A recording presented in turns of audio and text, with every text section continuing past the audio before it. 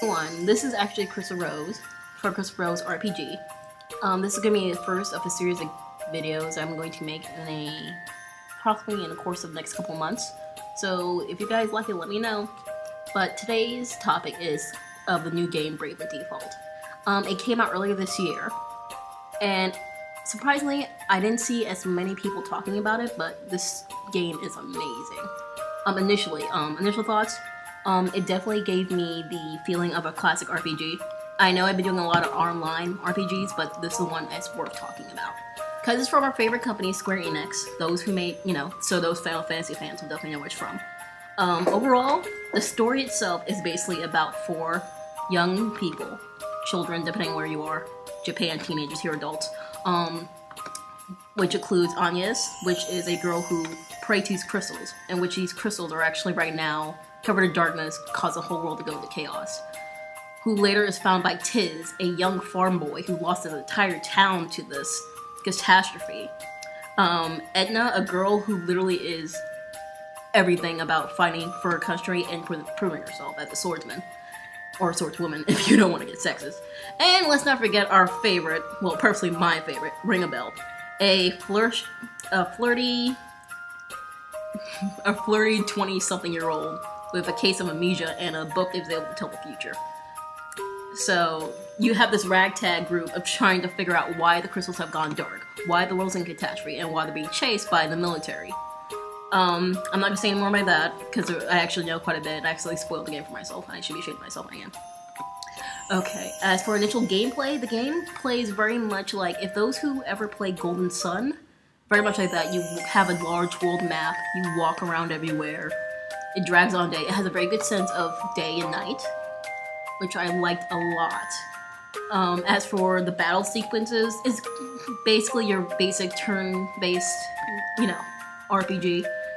You go, you choose all your actions, they go. They also have this new thing called, sleep points, where you actually put the game into sleep mode and you get these points where you're able to stop time during the battle. And you actually get additional actions. I personally didn't use this that much because I'm kind of, hit and go kind of girl. yeah, laugh it up. But that's beside the point.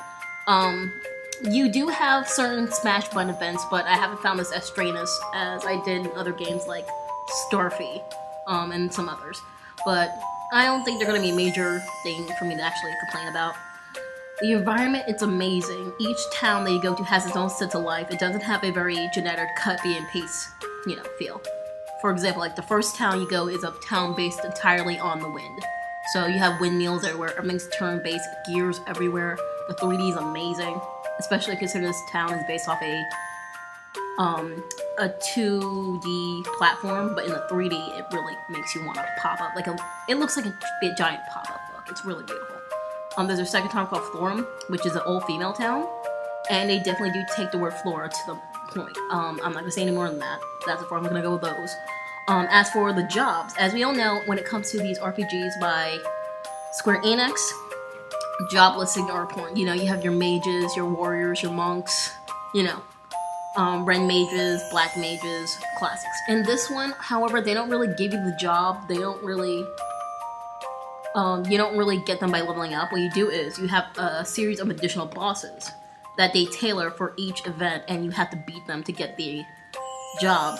And the thing is, everyone can do any job, which is amazing. Personally, to me, I find this very versatile, because in exchange of, you having more than 4 characters to rotate around, they allow you to actually be able to become any job you want. There's some really unique jobs like the merchant. So far, there is the Time Mage. Later on, there's going to be performers, Valkyries, things like that. So there's going to be things like that. As for my expectations, this game has definitely bolted in my expectations. I find it a little slow, but that's because I played the demo at first, and I was literally wrapped into it. There are some things you guys should be aware of. There are certain items you can only get by working on your town, because what happens is Tiz agrees to rebuild his own town. But in this case, you actually do need Street Pass in this sense, and someone has to be playing the game, because the more people you pass, the more people you have in your town to work on.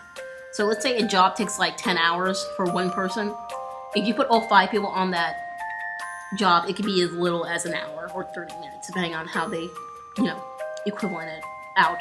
But so basically, the more people you know, the more people you play with, the more people who buy this game, the easier all the town stuff's gonna get. But basically, the only thing I don't like about the town thing is, you have to have the game on. You have to have your DS on, which could really drain and kill your battery for all those who own handhelds. But overall, the game is lovely. The soundtrack is amazing, and personally, I can't wait until they get their sequel. And actually, it's done so well, they actually have a sequel in the making called Bravely Second. I don't know that much about this game. Unfortunately, all they did was release the title card and like one new character. But the rest of it's shrouded in mystery, and personally, I cannot wait. So, this is Crystal Rose signing off for today. Next time, either I'm going to have a video with another game reviewer called Gamer Mig, and I really am extremely excited for that. Or I may even do something from an old school RPG from not the DS series, but from the Game Boy Advance series, because this one I hold very close to my heart. Even though I played it, I was not exactly in the generation of playing this, but I find it very close there because of the story and the amazing artwork and the uniqueness of all the characters.